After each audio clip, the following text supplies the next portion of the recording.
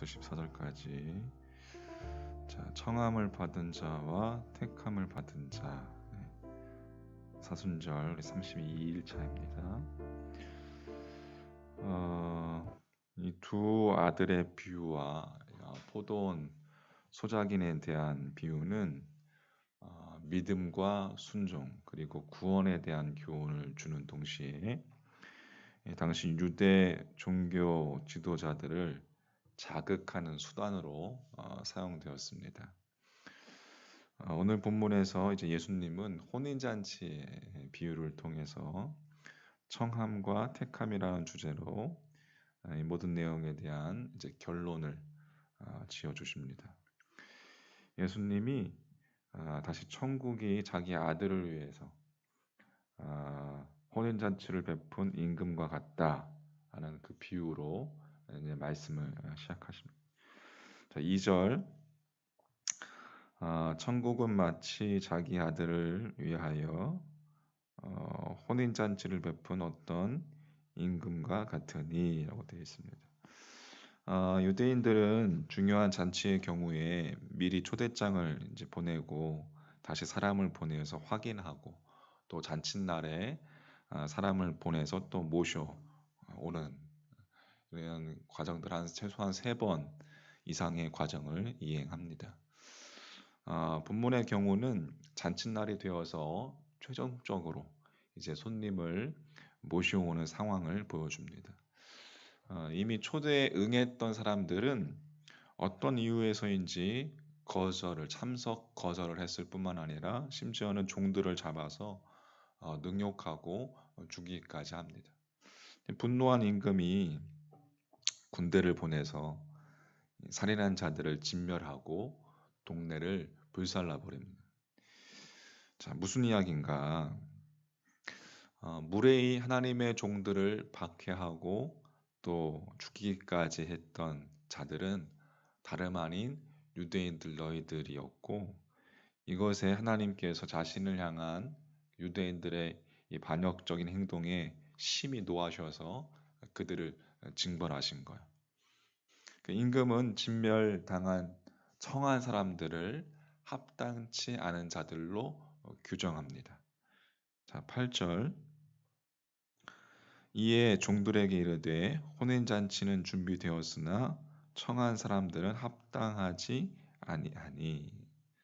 자, 이것은 이전의 비유에 비교하면 두 아들 비유의 맏아들과 또 포도원 소작인 비유에서 악한 농부들에 해당된다고 할 수가 있겠습니다. 그러니까 크게 보면 다른 민족들에 앞서서 선택된 이 유대 민족을 가리키는 것이라고 할 수가 있겠죠. 하지만 결국 이들은 그 혼인잔치에 합당치 않다라는 것이 드러난 것입니다. 그래서 임금은 종들에게 거리에 나가서 이제 만나는 사람은 누구든지 데려오라 명령했고 종들은 만나는 사람 모두를 잔치에 청해서 이제 데려옵니다. 자, 그게 10절 말씀, 마태복음 22장 10절. 종들이 길에 나가 악한 자나 선한 자나 만나는 대로 모두 데려오니 혼인잔치에 손님들이 가득한지라.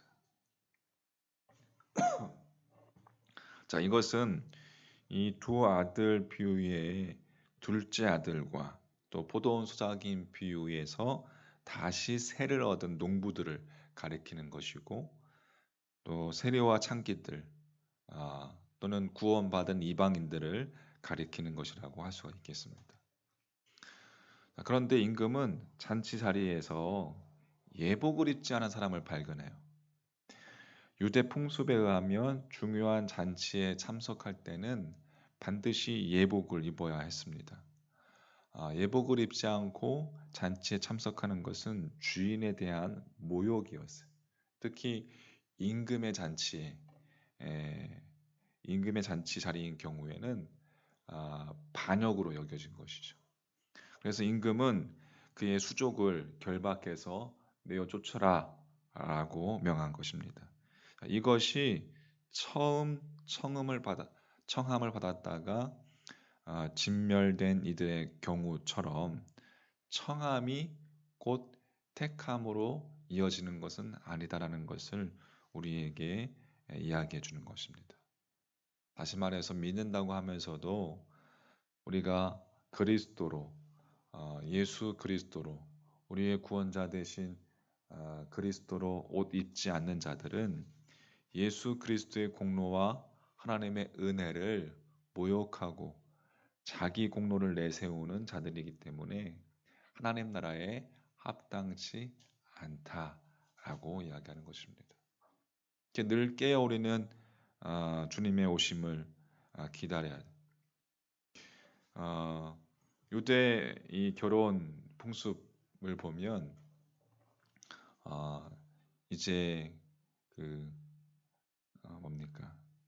이제 남편 될 사람이 남편 된 사람의 부모가 이제 허락을 하면 바로 가서 이제 결혼하는데 그 결혼을 하기 전까지 모든 준비가 다 완벽하게 이루어지고 또 그때가 언제인지 몰라요. 그 날짜를 정하는 게 아니에요. 한참 동안 기다려요. 이 부모가 그 아버지가 때가 됐을 때 그때 가서 이렇게 결혼식을 올리는. 그러니까 늘 혼인잔치에 임하는 그들은 이렇게 준비되어져서 기다려야 하는 잘 준비되어서 바로 결혼 예식을 치를 수 있도록 언제나 준비되어 있어요. 자, 천국은 모든 사람들을 향해서 열려 있습니다. 모든 사람들을 천국 잔치에 초대합니다. 하지만 초대를 받은 모든 사람들이 잔치에 참여하는 것은 아니다라는 거예요. 또 잔치에 참여했다고 해서 모두가 예수 그리스도의 공로를 그렇게 의지하는 것도 아니라는 거예요. 예수 그리스도의 공로를 의지하고 신뢰하고 그 예수 그리스도의 공로를 힘이 있는 자만이 최종적인 택함을 얻게 되는 것이죠. 우리 인생에서 가장 시급하고 중요한 문제를 멀리하고 세상 일에 온 마음이 쏠려 있다면 결코 하나님의 초대에 응할 수 없는 것입니다.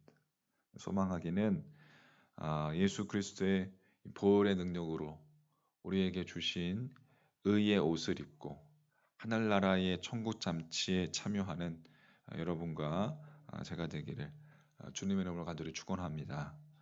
자, 사순절 기간 주님의 십자가의 보혈의 피를 의지하여 우리의 죄를 사하시고 우리를 구하시고 우리를 천국 잔치에 참여케 해 주시는 그 의의 옷, 나의 의가 아니라 예수 그리스도의 의의 옷을 입고 구원받았음을 잊지 말고 오늘도 성령님의 인도하심 가운데 거하는 복된 하루, 승리하는 하루가 되시기를 주님의 이름으로 간절히 축원합니다. 아멘.